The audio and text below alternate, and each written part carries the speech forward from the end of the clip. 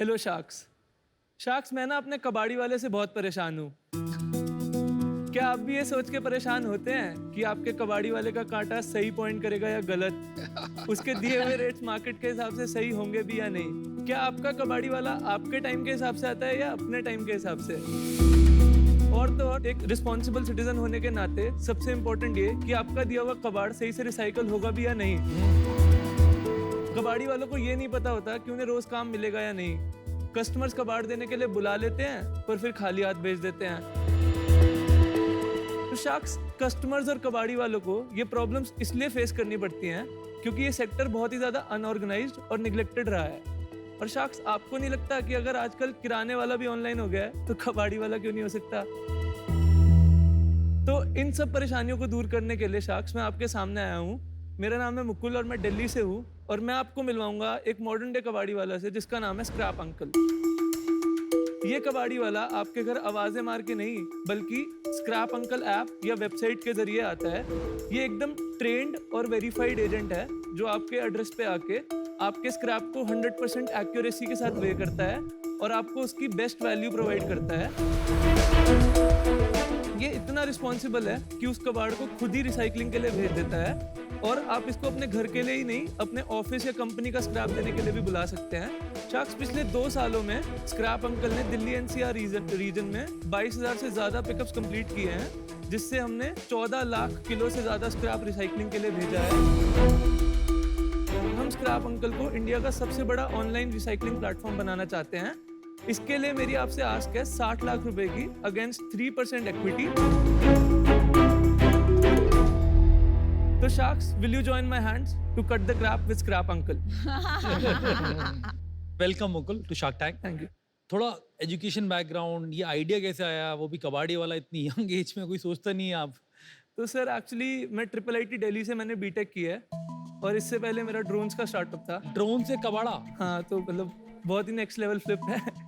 तो वो एक तरह से एक एंटरप्रेन्योरियल प्रोजेक्ट था जिसमें हमें ग्रांट मिली थी लॉकहीड मार्टिन और टाटा ट्रस्ट से। और उसमें एक्चुअली हुआ ये कि मेरे को-फाउंडर्स भी मेरी एज के ही थे तो उन्हें मास्टर्स में इंटरेस्ट था ज़्यादा, तो वो भाग गए। ड्रोन स्टार्टअप चला नहीं।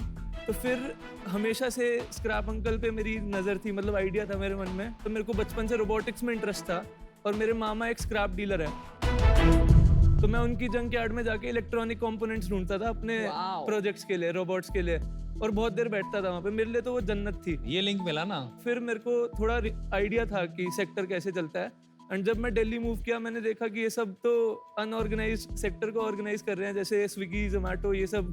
तो मुझे ये लगा कि अभी क्या बचा है जो ऑनलाइन नहीं गया। तो फिर मुझे लगा ये चीज़ अभी बची है जो कि रोजमर्रा में यूज होती है बट अभी ऑनलाइन नहीं गई। तो फिर मैंने रिसर्च करनी शुरू करी, सारी स्क्रैप की मार्केट्स एक्सप्लोर करी और फिर हमने स्क्रैप अंकल शुरू किया।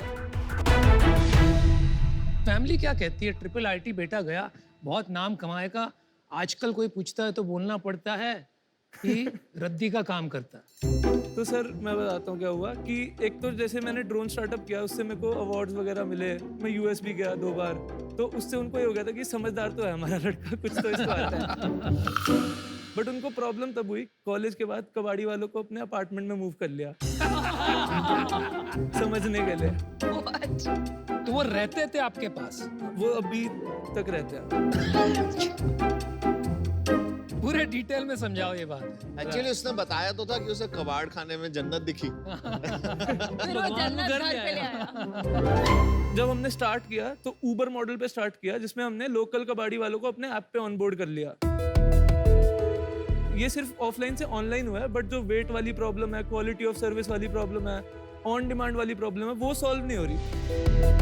फिर कोविड की फर्स्ट वेव में ये रियलाइज हुआ कि ये तो बिल्कुल रिसेशन प्रूफ बिजनेस है। मतलब वो 4x बढ़ गया उस टाइम पे, क्योंकि लोगों को एक तो घर पे बैठ के खाली डीक्लटर कर रहे थे वो, और उनको कुछ एक्स्ट्रा पैसे कहीं से भी आए वो चल रहा था, तो ऑर्डर्स हमारे बढ़ गए। फिर मेरे को ये भी रियलाइज हुआ कि जो मैंने अपने कंपटीशन को स्टडी किया इस सेक्टर में, तो जो फेलियर्स हैं उसमें मैंने ये देखा कि उन्होंने टेक तो घुसा दिया बट उनको खुद नहीं आता था ये सेक्टर में। उनसे मिला भी वो ये बोलते थे कि हमें सेक्टर के बारे में तो ज्यादा नहीं पता, बट हमने इसको टेक्नोलॉजी से वो कर दिया, कबाड़ी वाले भी ऑनबोर्ड कर दिया, बट धंधा नहीं पता उनको कबाड़ी वाला कैसे पैसे कमाता है। तो फिर मुझे ये रियलाइज हुआ कि भाई ये काम करने के लिए घुसना पड़ेगा इसमें। तो मैंने क्या किया, उनको घुसा दो। दो कबाड़ी वालों को ढूंढा, खुद ही हंस रहा है। उनको हायर किया मैंने आपने उनको एम्प्लॉय करना था तो उनको घर में रहना क्यों था? मैं सीखूंगा कैसे उनसे, टाइम नहीं था ना, क्योंकि सुबह से शाम तक वो पिकअप्स पे जाएंगे। हाँ। बट मेरे को धंधा समझना है पूरा डेप्थ में, उनसे पूछना है कि क्या प्रॉब्लम्स हुई आपको आज पूरे दिन में, कस्टमर्स ने क्या बोला, कस्टमर्स को सर्विस कैसी लगी। उसके लिए टाइम चाहिए। रात को वो 9 बजे आ रहे हैं तो वो टाइम मैं डिनर टाइम पे निकालता था। भाई दाद तो देनी पड़ेगी यार। अमेजिंग। आप पागल हो या आप बहुत होशियार हो, मेरे को अभी तक समझ में नहीं आ रहा, लेकिन दाद देनी पड़ेगी। एक काम करोगे, हाँ। इसका वैल्यू चेन समझाओगे, और ये साइकिल में कौन कितना पैसा बनाता है तो समझा होता सकते? क्या है कि नॉर्मल साइकिल वाला कबाड़ी वाला हमारे घर के आसपास आता है, वो कबाड़ खरीदता है और वो आगे एक एग्रीगेटर को बेचता है। एग्रीगेटर तक सब कुछ मिक्स्ड रहता है, मतलब वो कबाड़ी से मिक्स कबाड़ खरीद लेता है। फिर बिग एग्रीगेटर्स होते हैं जो सिर्फ एक चीज का काम करते हैं, जैसे पेपर वाला सिर्फ पेपर लेगा और लोहे वाला सिर्फ लोहा लेगा। उसके बाद सिर्फ मनी पावर वाले लोग होते हैं जो कि सिर्फ फोन पे काम करके अपने पैसे के उससे, क्योंकि इसमें क्रेडिट का खेल होता है, रिसाइकलर से जो पेमेंट आती है वो लेट आती है। तो हम वो 2-3 प्लेयर्स को हटा रहे हैं जो कौन से 2-3? जो मनी पावर की वजह से बीच में थे। और उसके अलावा कुछ केसेस में अभी हम रिसाइकलर तक पहुंच पाए हैं डायरेक्टली। कौन सी केसेस में आप डायरेक्टली रिसाइकलर तक पहुंच पाए? आयरन और इलेक्ट्रॉनिक वेस्ट। तो वहां तो बहुत पैसे बनते होंगे। सर एवरेज की बात करें तो कस्टमर से लेकर रिसाइकलर तक 45% का है। 45%? हाँ, कस्टमर से लेकर वहां तक का। वाह। मुझे एक बात बताइए, ये जो कबाड़ी वाले थे, ये एक कबाड़ी वाला कितना कमाता था नॉर्मली? जो एक कबाड़ी वाला है वो नॉर्मली 30 से 35 हजार कमा लेता था पहले। बट अभी हमारे साथ जो कलेक्शन पार्टनर्स हैं वो 60 से 70 हजार रुपए महीने कमाते हैं। 60 से 70 हजार रुपए महीना? 60 से 70 हजार महीना। हाँ। आपके लोग ही सारे पिकअप कर रहे हैं, राइट? अभी क्या हुआ कि शुरू में जब हमारे लोग थे, फिर वो हमने डिसकंटिन्यू करके प्योर कलेक्शन पार्टनर्स बनाए, हाँ। जो कि मिनी ट्रक ओनर्स हैं, चाहे वो एग्जिस्टिंग कबाड़ी वाला हो चाहे ना हो। इंडिया में कितने कबाड़ी वाले हैं? आपका अंदाजा क्या होगा? मेरे को दिल्ली का आइडिया है, लगभग बताइए, 12,000 कबाड़ी वाले हैं। 12,000। हाँ, सारे 12,000 कबाड़ी वाले मिला के कितने करोड़ का माल खरीदते हैं? दिल्ली की अगर बात करें तो लगभग 2 बिलियन की मार्केट होगी। आप कह रहे हो 16,000 करोड़ रुपए का माल दिल्ली से उठता है साल का। लेकिन फिर भी देखने जाएं अगर मार्केट साइज के हिसाब से, तो काम और बहुत बड़ा होना चाहिए था। बिल्कुल ऐसा क्या रिस्ट्रिक्शन है? सर, एक तो मतलब बूटस्ट्रैप था, और मतलब कोई भी एक नया खर्चा बढ़ाते हुए ना बहुत डर लगता था, वो मेंटालिटी की वजह से। हमारा वर्किंग कैपिटल में भी बहुत सारा पैसा फंसा होता है। उसके अलावा शुरू में व्हीकल्स भी खरीदे थे हमने। और आपने ये जो वर्किंग कैपिटल वाली प्रॉब्लम है, हाँ। क्रेडिट नहीं मिलता, वो कैसे सॉल्व किया? आपने पापा से पैसे लिए या कैसे? नहीं नहीं, उसके लिए हमें कोलंबिया यूनिवर्सिटी से ग्रांट मिली थी। वो 23 लाख के आसपास थी। वो प्योर ग्रांट है, कोई इक्विटी नहीं दिया आपने? नहीं, 23 लाख प्लस जीएसटी वो ग्रांट थी। बट ये जो आजकल बहुत सारी कंपनीज हैं, आजकल गवर्नमेंट भी बेटर थोड़ा ऑर्गेनाइज कर रही है इन सबको, और बहुत सारी कंपनीज स्क्रैप में आई हैं, स्क्रैप ट्रेडिंग में। वो क्या करते हैं? तो जो गवर्नमेंट और जो कंपनीज आ रही है, उनका फोकस है सारा प्लास्टिक्स। बट कस्टमर को वन स्टॉप सॉल्यूशन चाहिए। वो ये नहीं कि सिर्फ प्लास्टिक के लिए किसी को बुला लेगा, ई वेस्ट के लिए अलग को बुला लेगा। उसको सिंगल बंदा चाहिए, और ऐसे ही चलता आ रहा है हमारी कंट्री में जो सप्लाई चेन है। इसका कबाड़ी वाला आता है, सब कुछ ले जाता है। 25 साल की उम्र में आपकी जो क्लैरिटी है, आपको क्या करना है, और आपका जो थिंकिंग है, बहुत सॉलिड है। Thank you. और ह्यूमिलिटी, कि आपको उनसे इतना सीखना है। ऐसा नहीं कि आपको सब आता है। अच्छी बात ये है कि आपने एक ऐसा जॉब जो कबाड़ी वाले का, तो उसको एक इज्जत या औहदा दिया है। यार ये बड़े हमें पता क्यों नहीं है लोगों को स्क्रैप अंकल के बारे में? हम तो दिल्ली से आए हैं, हमें तो कुछ आइडिया ही नहीं है ऐसी चीजों का।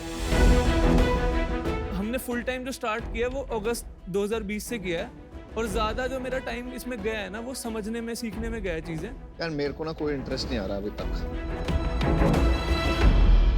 मेरे को जल्दी से बता दो कि आप कुछ सेल करते हो, नहीं करते हो? हाँ, तो पैसे अभी कमाते हो? हाँ, अभी हमारा मंथली लगभग 27.5 लाख का है, और 20-21 में हमारा 35 लाख का था रेवेन्यू, और 21-22 में लगभग 1.48 करोड़ का था, और इस साल लगभग विल बी हिटिंग 6 करोड़।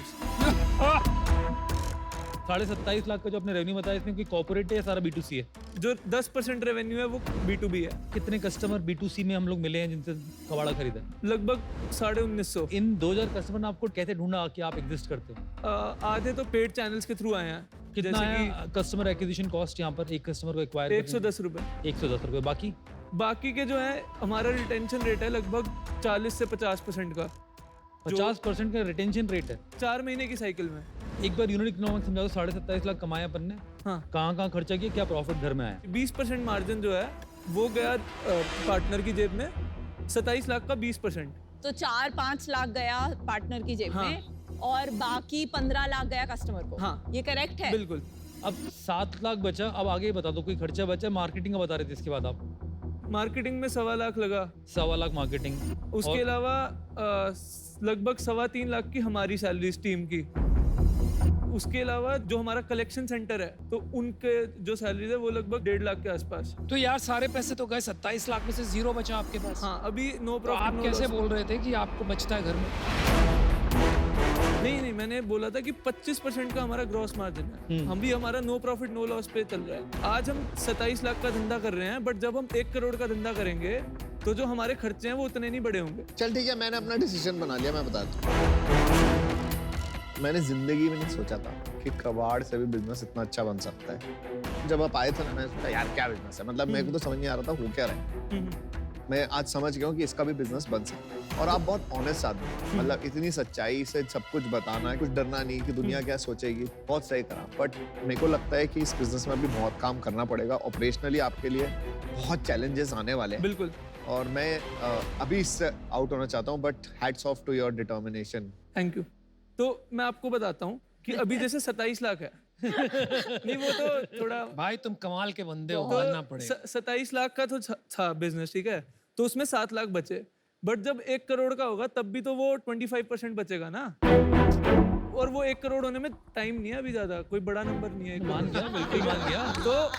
तो जो 25 लाख बचेगा तब हमारा जो ये खर्चा है ना फिक्स्ड कॉस्ट 3 लाख वाला, ये 3 लाख से 5 लाख हो गया होगा या 6 लाख हो गया होगा। बिल्कुल सही बात है। तो वो बचा हुआ मार्जिन आएगा ना हमारे पास। 1 करोड़ छोड़िए, चलिए आपने 10 करोड़ का धंधा करने लगे आप महीने का। हाँ, आपको कहाँ लगता है कहाँ जाके आपकी मार्जिन बनेगी? क्योंकि मुझे ये लग रहा है कि जैसे जैसे आप काम बढ़ाओगे आपके कॉर्पोरेट कॉस्ट बहुत बढ़ जाएंगे। दूसरी बात, कंपटीशन बढ़ जाएगा, उससे आपका कस्टमर एक्विजिशन कॉस्ट बढ़ेगा, जो रिपीट आज है इस कारण है कि कंपटीशन नहीं। ठीक है, तो ये दो प्रॉब्लम आप कैसे सॉल्व करोगे? एक प्लेयर है ही नहीं इसके लिए काफी, इसमें आएंगे 2-3 प्लेयर और वो दोनों तीनों प्लेयर बहुत बड़े हो जाएंगे। इतनी सारी मेट्रो सिटीज हैं, इतना सारा स्क्रैप है कि वो और बढ़ना है। मुझे नहीं पता कि ये हर सिटी में एक ऐसा स्क्रैप अंकल किंग बनेगा या आप अकेले पैन इंडिया एक बड़ा बिजनेस बना पाओगे। पर मुझे लगता है आप काफी पैशनेट एंड बहुत क्लैरिटी वाले इंसान हैं। मुझे उस पे बेट करना है, तो मैं आपको ऑफर करती हूँ 30 lakhs in equity for 5% of the business, which is 6 crore का वैल्यूएशन। एंड उसके अलावा जो आपका वर्किंग कैपिटल है तो 30 lakhs in debt at 12% interest. I am absolutely fascinated by you. बहुत कम ऐसे एंटरप्रेन्योर्स आते हैं जो इतना दिल को छू जाते हैं। पर ऑनेस्टली मैं बता रही हूँ कि मुझे दिख नहीं रहा है मैं कहाँ वैल्यू ऐड कर पाऊंगी, and for that reason I am out. मेरे कार स्क्रैपिंग है एक बिजनेस जो काफी बड़ा हो रहा है, ये आपका एक एक्सटेंशन बनेगा। इसमें है सरकार का रेट, अभी शुरू किया, अभी रिसेंटली हमने एक बहुत बड़े व्हीकल अरे वाह। स्क्रैपर के साथ बहुत टाई बढ़िया। किया है। तो ये जो है हमारी इंडस्ट्री का सबसे बड़ा इंपॉर्टेंट मोमेंट है, जहाँ पर 10 साल 15 साल की गाड़ियाँ स्क्रैप होने बिल्कुल। वाली हैं। बिल्कुल। उसी का ही वॉल्यूम इतना ज्यादा होने वाला है, बिलियन ऑफ डॉलर्स तो वही आने वाली हैं गाड़ियाँ जो स्क्रैप होना मैंडेटरी है बाय लॉ। ऑफर कर रहे हो कि नहीं कर रहे हो? ऑफर में दूंगा विनीता, आपसे बेटर ऑफर ही देंगे, तभी तो वो सुन रहे हैं। मैं कोई डेट वेट में बिलीव नहीं करता, क्योंकि मुझे लगता है कि आपका वर्किंग कैपिटल का रिक्वायरमेंट है।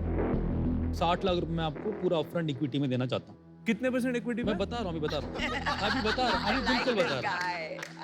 आप लाइफ में कभी 1 मिनट नहीं लेते ना सेलिब्रेट करने के लिए, आप सीधा। तो अभी मैं 60 लाख आपको दे रहा हूँ, मैचिंग विनीता's ऑफर ऑफ 6 करोड़ 10% चाहिए मेरे को, और आप काउंटर दे सकते हो मेरे को। चलो मैंने 8%।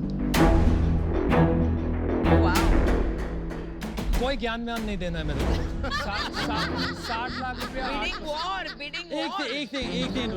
एक दिन रुको, मैं अपना ऑफर रिवाइज कर रहा हूँ। 7% लेऊंगा मैं, 60 लाख 7%। अनुपम से बेटर। मैं आपको 6% 60 लाख 6%। जल्दी बताओ यार, टाइम निकला जाए। तो अब मैं आपको फिर से बताता हूँ, जब तक मैं खत्म होऊंगा ऑफर फिर से रिवाइज हो जाएंगे। एक ऑफर है 60 लाख 7%, अनुपम का ऑफर है 60 लाख 6%, विनीता अभी चुपचाप सांस ले रही है। देखो मेरा लास्ट एंड फाइनल ऑफर है 60 लाख 5%, 5%। आपने बहुत ज्यादा टाइम लगा दिया, मैं आउट हूँ इससे।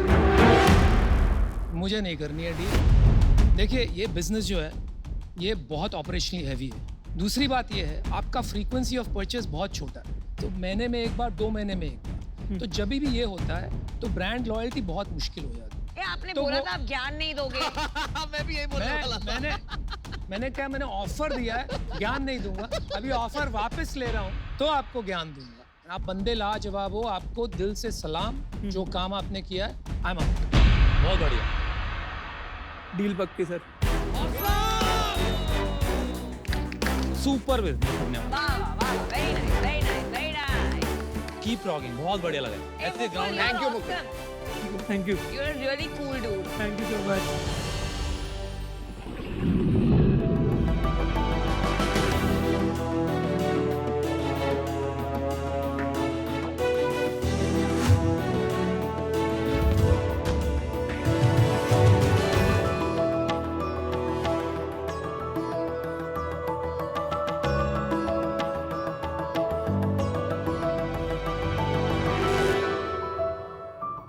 शख्स बचपन से हम मिसालें सुनते आए हैं। शर्मा जी का बेटा पढ़ाई में अव्वल, शर्मा जी का बेटा खेलकूद में अव्वल, लेकिन एक शर्मा जी को हम सराहना भूल गए हैं, वो है मेरी माँ। ओह अमेजिंग। नमस्ते शाह, मैं संगीता शर्मा और ये मेरा बेटा प्रणव। हम पुणे से आए हैं। अरे वाह, पुणे। हर माँ की तरह मेरा भी एक कंसर्न है कि मेरा परिवार स्वस्थ रहे, मेरे बच्चे हेल्दी खाना खाए, और इसीलिए मेरे घर में शुरू से ही चक्की का ही आटा आता था। बट एक दिन ऐसा हुआ, क्योंकि मैं नौकरी करती थी, बिजी थी, मेरे घर में चक्की का आटा नहीं आ पाया और कुछ बारिश हो गई। अब उस दिन हमने मजबूरी में पैकेट का आटा लाया, उसकी रोटियां बनाई, खाई तो सही, मगर वो मज़ा नहीं आया और ना वो क्वालिटी उस आटे में दिखाई दी। तब मैंने सोचा कि मेरी तरह हो सकता है और भी कोई मेरी ऐसी बहनें होंगी जिनको यह प्रॉब्लम होती हो। तब मैंने डिसाइड किया कि मैं एक अपनी आटे की चक्की शुरू करूं, और मैंने अपनी टाउनशिप में एक आटे की चक्की शुरू की। तो शख्स हमने हमारे कस्टमर से पूछा उनकी डिमांड, और उनसे पूछा उनको किस कंसिस्टेंसी का आटा और किस टाइप का आटा पसंद है। जैसा उनको चाहिए था वैसा हमने उनको आटा बना के दिया। शख्स हम यहाँ रुके नहीं, हमने एक न्यूट्रिशनिस्ट को ऑनबोर्ड किया जो हमारे कस्टमर्स की हेल्थ प्रॉब्लम्स को समझते थे, और उसी के मुताबिक हम हमारे आटों का रिकमेंडेशन उन्हें देते थे। और यही करते करते आज हमारे पुणे में 4000 कस्टमर्स हैं, और हमारे प्रोडक्ट्स पुणे की काफ़ी लीडिंग स्टोर्स में, आप जानती भी होंगी, दोराबजीज में भी हमारे प्रोडक्ट्स आज अवेलेबल हैं। तो शख्स हमारा विजन ये है कि ये करते करते हमने 40 प्रकार के आटे तो बना लिए, अब इसको हम पुणे में नहीं बल्कि पूरे भारतवर्ष में दिखाना चाहते हैं। तो शार्क, हमारी आस्क है 40 लाख रुपए 10% इक्विटी से। तो क्या आप तैयार हैं भारतवर्ष के साथ भरपेट भरोसा बांटने के लिए? और कोई जब आपसे पूछे कि कौन से चक्की का आटा खाते हो, तो आपसे जवाब आना चाहिए शर्मा जी का आटा। शर्मा जी का अमेजिंग। तो संगीता जी, आपने अपनी फोटो क्यों नहीं डाली इस पे? तो ये मेरे भाई का फोटो है। अच्छा, अच्छा, हाँ अच्छा, जी। अच्छा, मुझे लगा आपके हस्बैंड का या हाँ, वो भी ही लुक सिमिलर है। पर भाई इसमें इन्वॉल्व है कि भाई इन्वॉल्व नहीं है? Unfortunately, ma'am, he passed away in December only. Oh, so He is not sorry to hear that. Sorry to hear. But he always been a source of inspiration to me. और वही बोलता था, जब हमने last time एक episode देखा था जहाँ ननद भाभी अचार लेके आई थी, हाँ जी। तब वो मुझे मोटिवेट करता था कि ननद भाभी आटा लेके जरूर एक दिन शार्क टैंक में जाएगी। अरे वाह, हाउ स्वीट। तो अब आप इसको एक नेशनल ब्रांड बनाना है to dedicate to your brother Yes. in heaven. Yes. तो आप क्या करते थे सर? जी मैं इनसे इंस्पायर्ड था, तो मुझे किसी कारणवश मुझे एक जॉब लेके फैमिली का ध्यान रखना था, लेकिन मेरी माँ इतनी पैशनेट थी अबाउट दिस प्रोडक्ट कि मैं चाहता था कि वो रुके नहीं। So I took the responsibility of उनको operations के साथ में help करने लगा. तो आपने कब ज्वाइन किया? मैंने 2017 से मैं जॉब कर रहा हूँ अच्छा, और मैं पार्ट टाइम उनको ऑपरेशंस में हेल्प करता हूँ. ना तो अभी आप जॉब भी करते हैं साथ? जी. आपने चक्की का आटा पीसना शुरू किया क्योंकि आपको शौक था, एक तरह से जरूरत नहीं थी. नहीं, शौक भी था और जरूरत भी थी. आपको खुद को अपने घर के लिए जरूरत थी, हाँ जी. तो आपने घर पे लाके नहीं रखी चक्की? नहीं, घर पे लाके एफिशिएंसी नहीं होती है ना छोटी मशीन्स में. अगर मुझे कमर्शियली करना है, हाँ. अगर बड़ी मशीन्स होगी तो एफिशिएंसी अच्छी होगी और स्टोन क्रशिंग होगा तो उसकी क्वालिटी, टेस्ट और आटे का जो टेक्सचर है जो स्टोन क्रशिंग में आता है वो उस मशीन में नहीं आता. आपने दो बात कही. एक आपने कही कि जरूरत थी, दूसरी बात कही आपने कमर्शियली हाँ. अगर मुझे करना है तो कहीं ना कहीं आपकी कहानी में मुझे लग रहा है कि आपको ये काम कोई जरूरत के कारण करना पड़ा या कि कोई और बात थी. तो 2016 में मेरा छोटा बेटा जो है इसका मेजर इंटेस्टाइनल सर्जरी हुई और एक ही वीक के अंदर में मेरे हस्बैंड को मैसिव कार्डियक अरेस्ट पड़ा और दोनों भी फेटल कंडीशंस थे. और उसमें मेरी पूरी सेविंग और जो भी मैं यहाँ से निकाल रही थी सब हॉस्पिटल में चला गया. मेरा कम से कम 2 साल में 40 लाख से ऊपर का पैसा मेरा पूरा मेडिकेशन में चला गया. और इस प्रोसेस में हम सब ठीक भी हो गए. अरे वेरी गुड. बट हस्बैंड का हार्ट 25% ही पंप करता है. तो उनको फिर मैंने कोरोना से पहले ही आई आस्क्ड हिम कि आप जॉब छोड़ दीजिए, हमारा ही काम है, हम और बढ़ाएंगे, आप थोड़ा डिलीवरी और इसके अंदर ध्यान दीजिए, मैं मार्केटिंग में देखती हूँ. बहुत बहादुरी का काम है संगीता जी जो आपने किया है, कमाल है.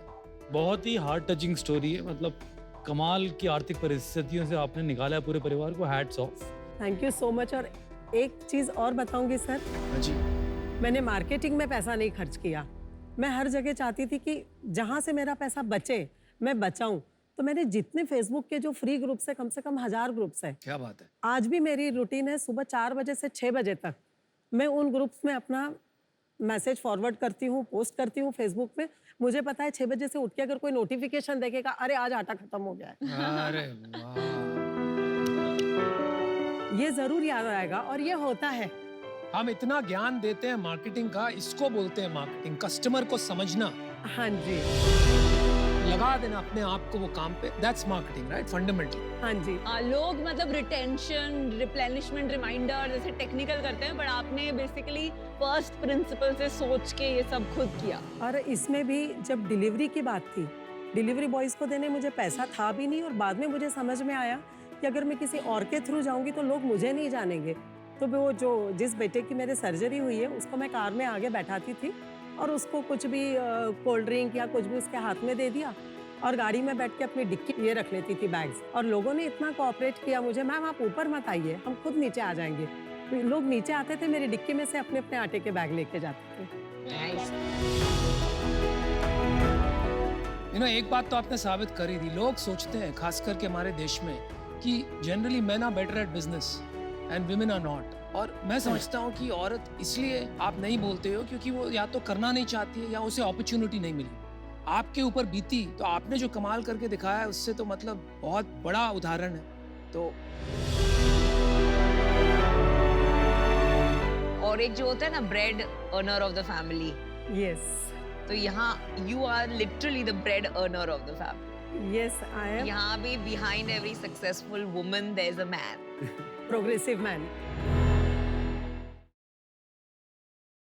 40 SKUs क्यों? 40 SKUs है और ज़्यादा है. आगे जाके हमारा ये SKU नैरो हो जाएगा जब हमको एक जेनेरिक टेस्ट पता चल जाएगा कि ये वाला ज़्यादा चलता है. कौन से ज्यादा बिक रहा है? ज़्यादा जैसे शरबती व्हीट अपना ज़्यादा से ज़्यादा 70% बिकता है. शरबती व्हीट, शरबती, हाँ, गेहूं का. फिर उसके बाद नेक्स्ट? उसके बाद अपना मल्टीग्रेन, जवारी, बाजरा. आप जरा प्रोडक्ट्स दिखा देंगे हमको ताकि समझ में आ जाएगा आप क्या क्या बेचते हैं. हाँ जी.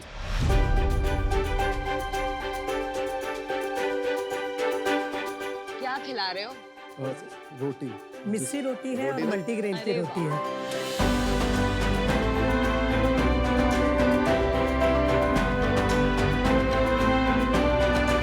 ये वैसे फर्क बताना तो मुश्किल है कि नॉर्मल आटे में इसमें. आपके कस्टमर आपसे लेते हैं क्योंकि टेस्ट बेटर है कि कुछ ऐसा इंग्रेडिएंट प्रिजर्वेटिव आप नहीं डालते हैं? डिफरेंट. प्रिजर्वेटिव तो हम बिल्कुल भी नहीं डालते हैं.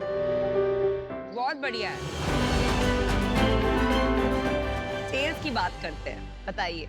इन्होंने लेट 2019 में ये ब्रांड एस्टैब्लिश किया। मार्च 20 से मार्च 21 वाले ईयर में इन्होंने 12 लाख सेल्स में की।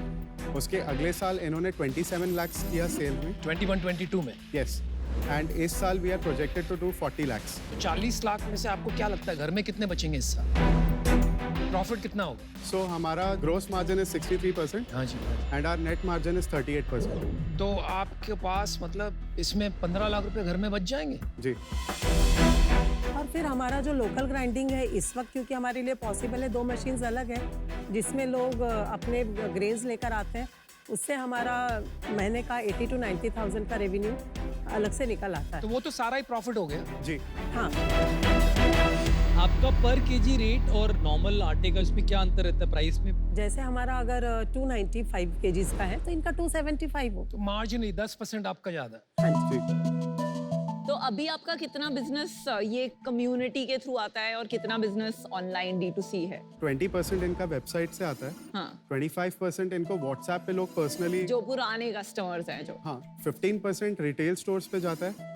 15% other e commerce websites like Amazon and local players, there are a few Pune में उनके पास। और 5% जो है ये इनके वेंडर्स, जो ये लोकल जो अचार और चाय और इनके कोल्ड प्रेस्ड ऑयल जो इनके वेबसाइट पे जो मार्केट प्लेस पे जो लिस्ट किया उसमें से आता और है। 20% हमारी आउटलेट से भी जाता है। तो आप शाख से क्या चाहते हैं? आपसे पैसों से ज्यादा मुझे मॉडर्न जो ट्रेड के जो तरीके हैं ये सीखने हैं।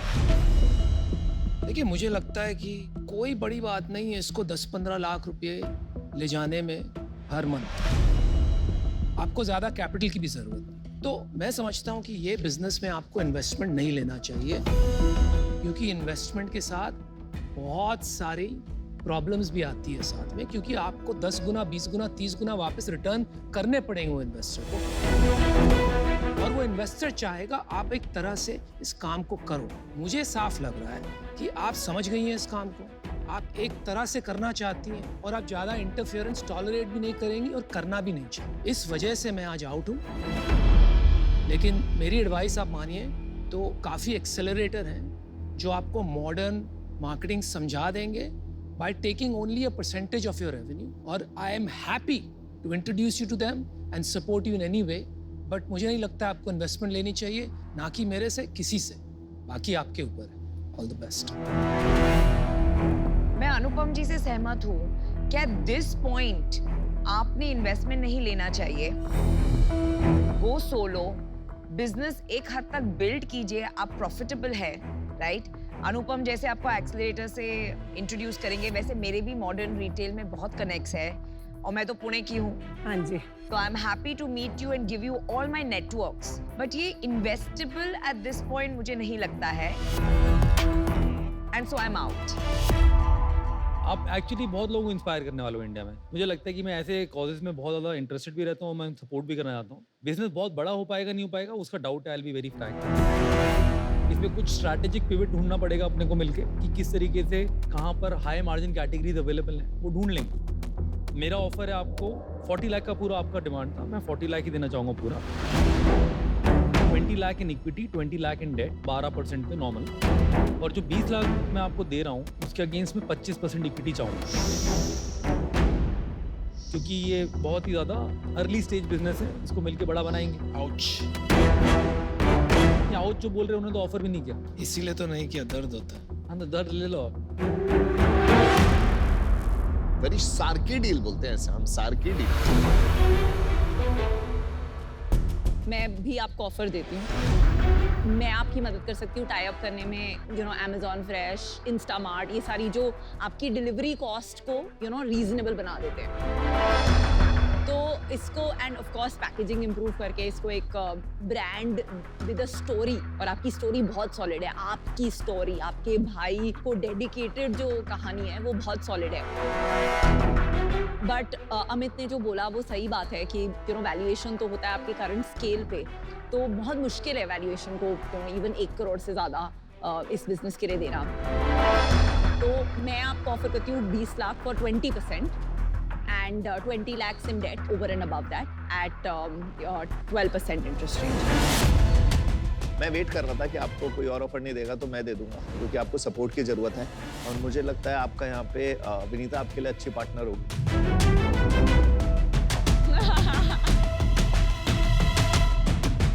तो विनीता हम लोग कमाई नहीं कर लेते ना अगर ऐसा लगता है तो।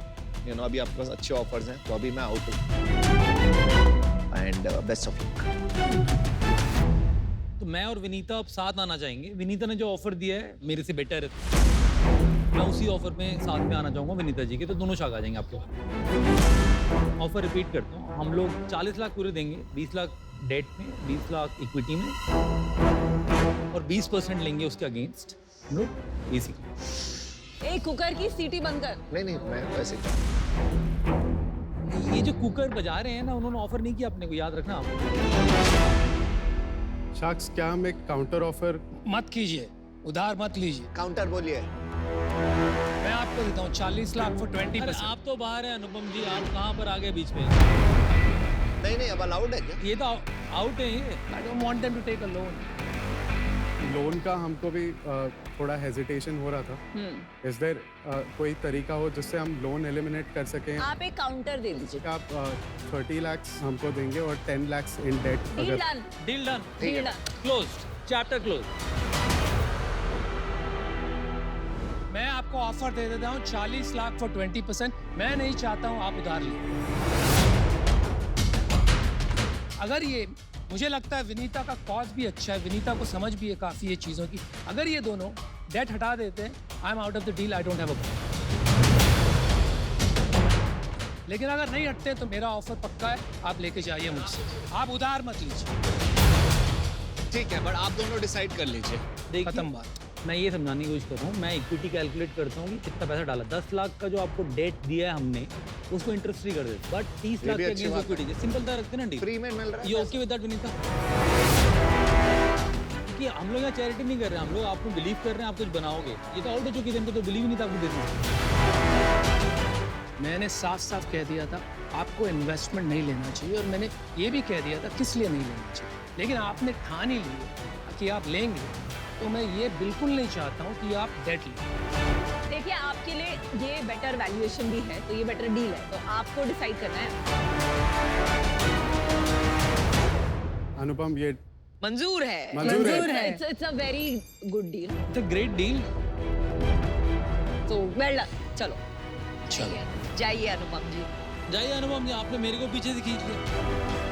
आप अब चेक दीजिए आराम से, कोई दिक्कत नहीं। आप तो बिलीव ही नहीं कर रहे थे बिजनेस में, पता नहीं कहाँ से बना रहे हो check. Thank you so much. Thank you. Sangeeta ji बस। All the best. Thank you. बहुत ही अच्छा लगा आपको, एब्सोल्युटली शी इज इनक्रेडिबल। बहुत अच्छा लगा। ये रूल ब्रेक करना अलाउड नहीं था, वरना मैं भी करूंगा आपसे ब्रेक। ये फिर सब कुछ चलता है, लव एंड वॉर। अगर आउट हो गए तो आउट होते हो आप। It was a very sweet gesture and good for her. Yeah it was great. There was an emotional angle. चलो, इट्स गुड फॉर दिल की डील, emotional अनुपम की angle. दिल की deal.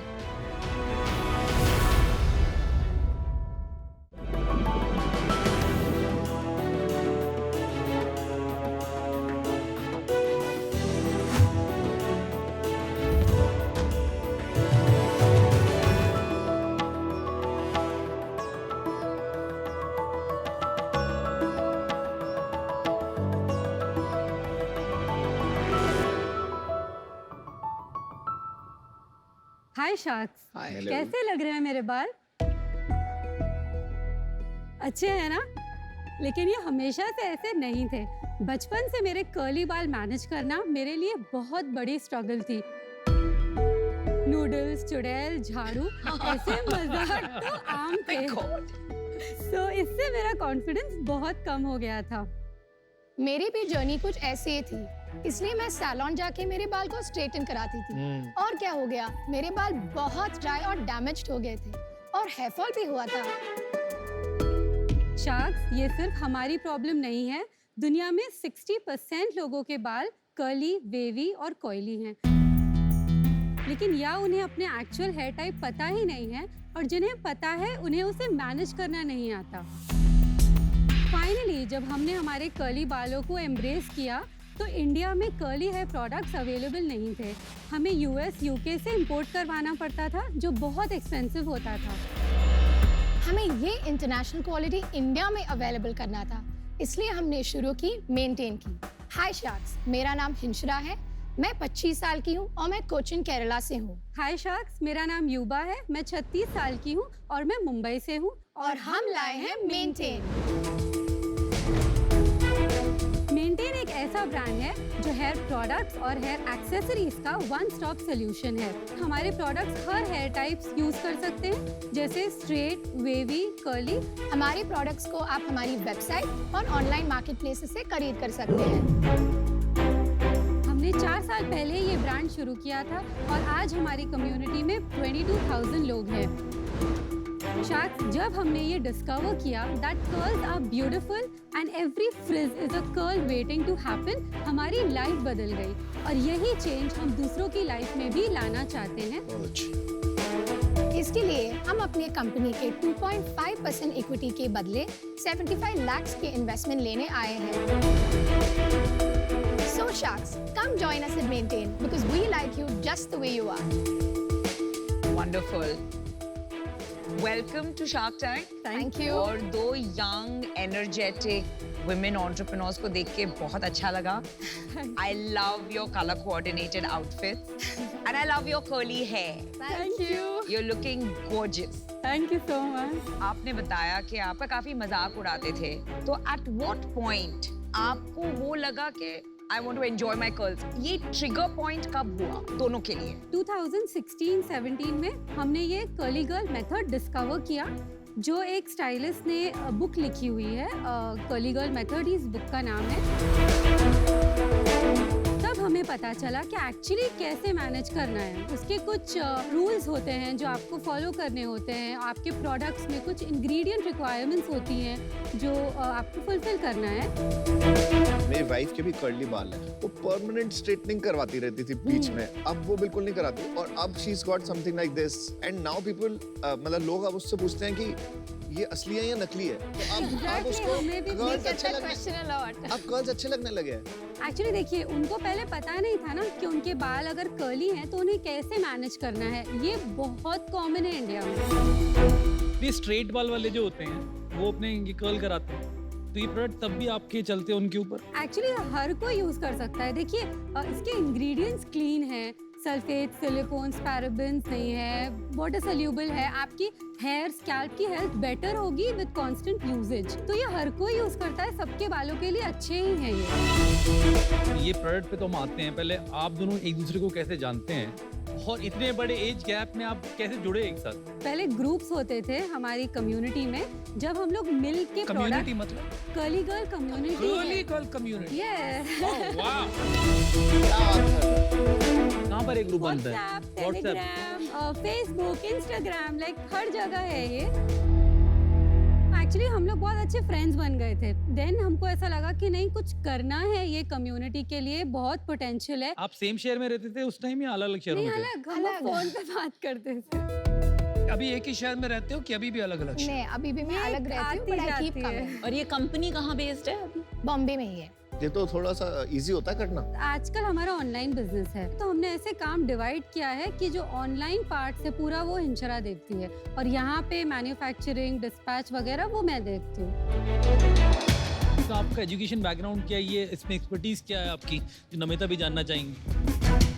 I am actually a dentist by profession. अच्छा। तो थोड़ा science background है, जिसमें फॉर्मुलेशन में मैं ज़्यादा हेल्प करती थी, कौन से इंग्रेडिएंट्स यूज़ करने हैं, कौन से नहीं यूज़ करने हैं। तो आपने डेंटिस्ट का काम छोड़ दिया? नहीं, मैं अभी क्लिनिक सिर्फ शाम में 2 घंटे के लिए जाती हूँ, 6 to 8। ये आपकी खुद की क्लिनिक है? जी, मेरी खुद की है। अच्छा, और आप? और मैं एक बिजनेस बैकग्राउंड से हूँ। मैंने बीकॉम किया था, उसके बाद मैंने डेलॉयट में ऑडिट असिस्टेंट काम किया था और उसी टाइम मैंने मेंटेन शुरुआत की। बट अभी आप कहीं काम नहीं कर रहे? अभी एक पर्सनल लॉस हुआ था कोविड के टाइम पे, सो इसलिए मैं फैमिली बिजनेस में थोड़ा मदद कर रही हूँ, बट अदरवाइज मेंटेन में ही फुल टाइम। तो ये कितनी बड़ी मार्केट हो सकती है? इकोनॉमिक टाइम्स पे एक आर्टिकल आया था 2018 पे that this is actually a 200 crore industry और 6% के ग्रोथ हो रहे हैं हर साल और अभी एक 250 to 300 करोड़ का इंडस्ट्री है। Curly hair industry only in India. तो ये तो छोटा है ना। छोटी मार्केट है थोड़ी सी। ये गलत, मतलब ये Actually है जो मुझे- अभी खरीद रहे हैं। हाँ। आपको ऐसे बोलना चाहिए कि जो हेयर प्रोडक्ट है वो 15,000 करोड़ की मार्केट है। ठीक है। उसमें अगर आधे लोग ये करेंगे और लड़कियां ले लो फिर भी, तो मतलब पोटेंशियल तो 5-6,000 करोड़ की मार्केट है। Can I show the products you want Yeah, to see? yeah. This is ठीक the है। best selling product, conditioner. Okay, I'll just check these two. Yeah.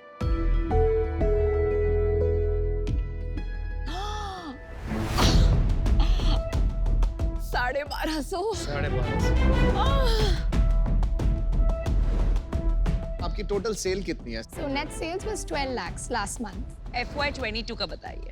1 crore. 12 lakh की सेल थी, उसमें के खर्चे और प्रॉफिट भी बता दीजिए तो एक बार कंप्लीट हो जाएगा वो question. Average net sales for the last 6 months 10 lakhs. तो 10 लाख ले लेते हैं, 12 की जगह, ठीक है, कोई दिक्कत नहीं। उसमें 3 to 4 lakhs goes in making the products, hair products and accessories दोनों मिला के। 3 की 4, ये तो बहुत बड़ा गैप हो गया ना। आप 25% 30% का गैप पे बता रहे हो प्रोडक्शन कॉस्ट, ऐसे थोड़ी होती है। 3 लाख ले लेता हूँ।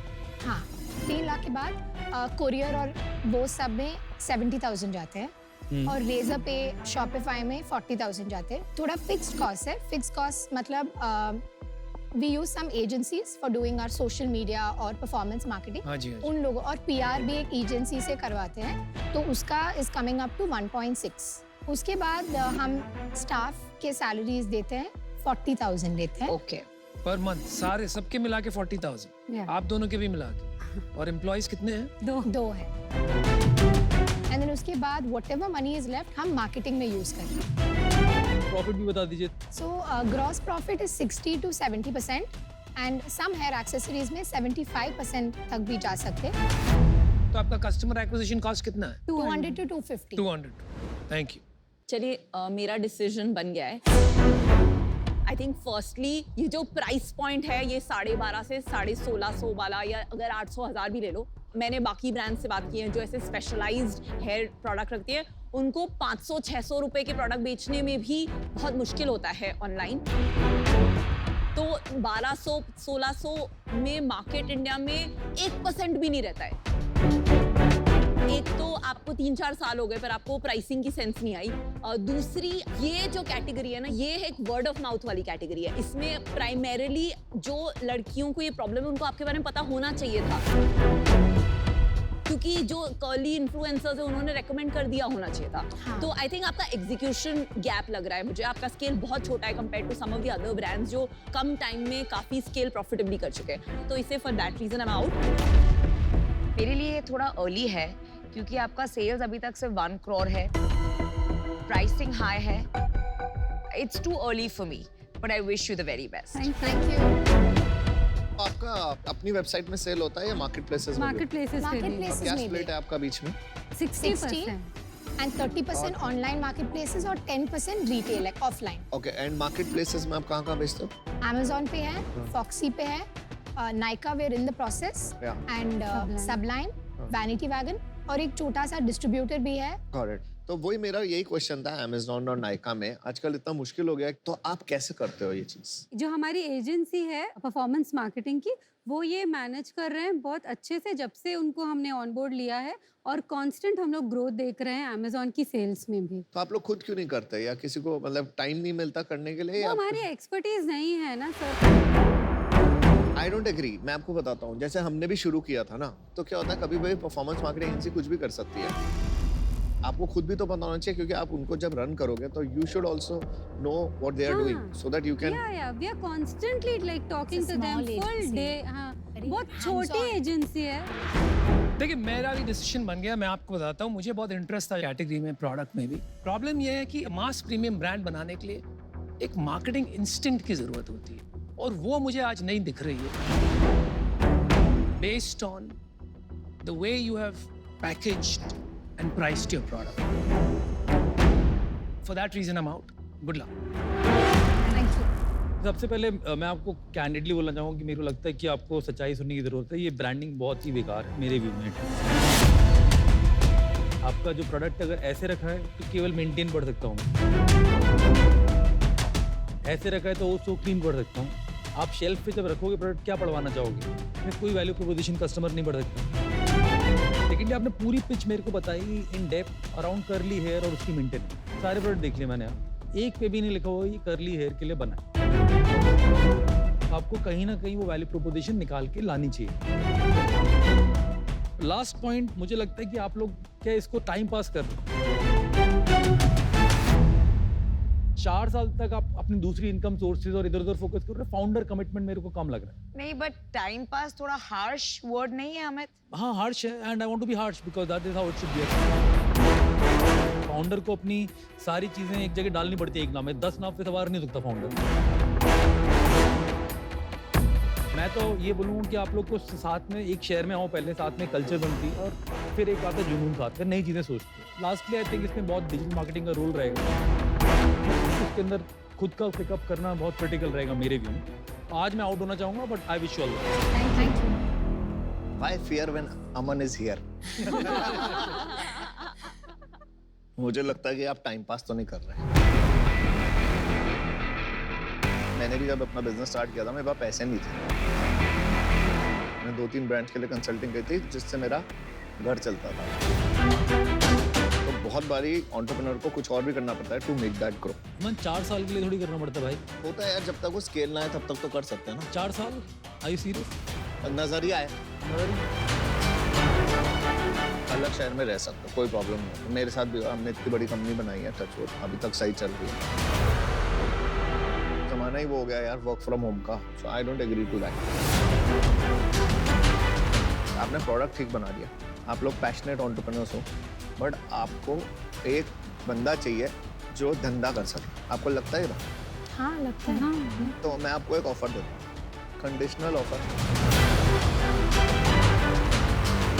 बेस्ड ऑन आप एक सीएमओ रखोगे जो कि ये संभालेगा, क्योंकि जैसे सबने बोला कि थोड़ी पैकेजिंग इश्यूज हैं, हाँ है,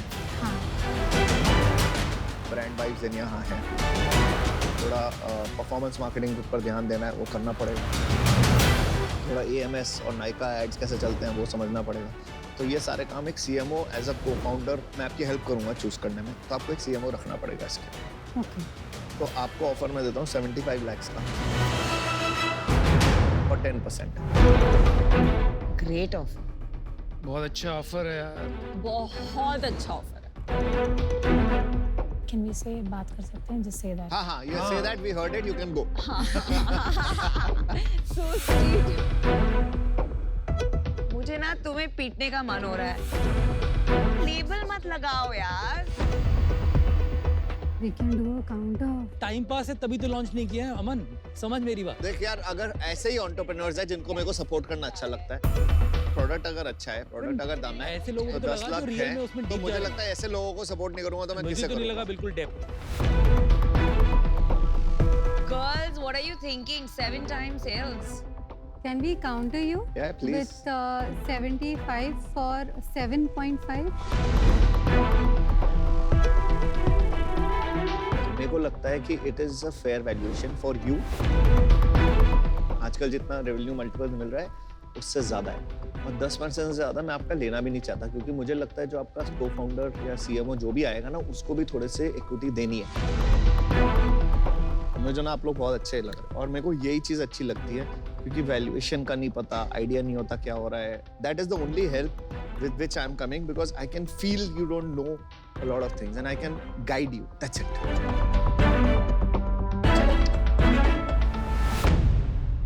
पक्की है। Okay, deal Thank पक्की। you. गुलाब गैंग, ये तो गुलाब गैंग हो गया। Thank you. Thank you so much. I want to stand in the middle. Oh. Good job. Let's do it. अमन का फेवरेट कलर भी पिंक है। Thank you guys. Well done, well done. Good luck. Great deal. अभी प्रिया की तो मतलब life long supply है। 3 products for her. बहुत पैसे खर्च करती है उसमें। प्रिया बहुत खुश होगी। अमन भाई ये पैसे नहीं आएंगे वापस। अरे यार, I hope आ जाए। I hope आ जाएंगे, बन आ जाए जाएंगे। बड़ा। अनुपम, आज शार्क एक्सपीरियंस में पुणे से अनमोल का सवाल है। मैं हमेशा से ये जानना चाहता था कि आपको अपनी लाइफ का पहला इन्वेस्टमेंट चेक कब मिला था और किसने दिया था? 2000 2005 के बीच ये समझ में आया कि आगे जाके कंपटीशन बहुत बढ़ेगा, तो हमें इन्वेस्टमेंट की जरूरत पड़ेगी। उस टाइम पे इंडिया में वेंचर कैपिटलिस्ट, पीज ये सब होते नहीं थे इतने। तो मैंने सूटकेस पैक किया और निकल पड़ा यूएस, जहाँ पर सिलिकॉन वैली में बड़े बड़े वीसीज बैठते थे। तो पहले तो वहाँ पर चक्कर काटे एक हफ्ते, बहुत सी मीटिंग्स की, वहाँ से गए बॉस्टन, वहाँ से गए न्यूयॉर्क, वहाँ से गए वॉशिंगटन डीसी, पूरा यूएस अप एंड डाउन कर लिया। कुछ हुआ नहीं कुछ समय तक। लेकिन फिर 2006 में एक वेंचर कैपिटलिस्ट ने हमें फ़ोन किया। उन्होंने कहा भाई तुमसे फिर मिलना चाहेंगे। फिर हमने पिच फिर की, फिर उनको समझाया हम काम कैसे बढ़ाएंगे, और करीब 5-6 महीने लगे, लेकिन वो अल्टीमेटली ट्रांसलेट हो गया इन्वेस्टमेंट में। तो हमें पहला इन्वेस्टमेंट चेक हमें मिला सिकोया कैपिटल से, वेस्टब्रिज कैपिटल से और सिलिकॉन वैली बैंक से, जहां मैं मारा फिर रहा था।